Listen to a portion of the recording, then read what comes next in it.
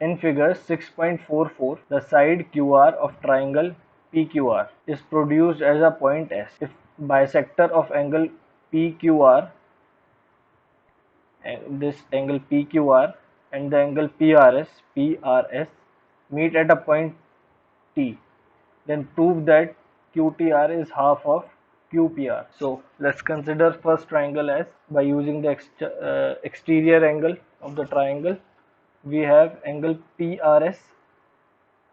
This angle, this whole angle PRS is equals to PQR, this angle PQR and QPR.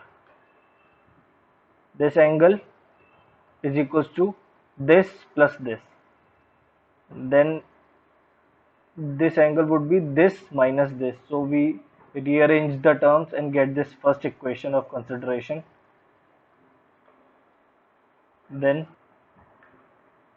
TRS, this angle TRS, this smaller angle, is equals to this small angle and this small angle. So we have written as TRS is equals to QTR, which is this angle, and RQT which is this small angle. So by rearranging the term we get the QTR, and second equation of consideration, that QTR is equals to TRS minus RQ and T. As we know that PRS is twice the TRS, because this angle is equals to this angle.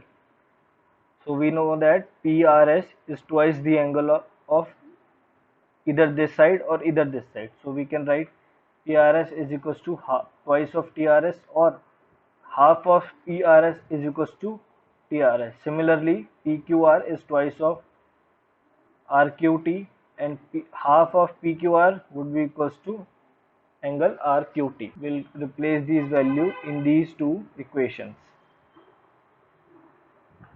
So we'll get QPR.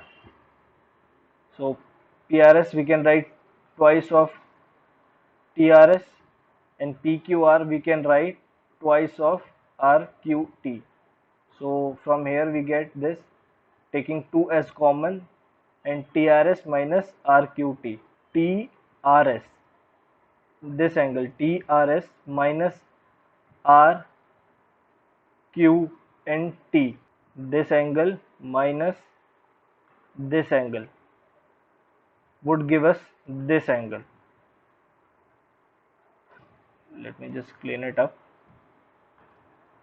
So by using the external angle of the triangle, this angle would be equals to this plus this, but we can also say that TRS, which is this angle, and RQ and T, which is this angle, if we minus TRS as this angle and RQT this angle, so if we minus RQT from TRS we get this angle,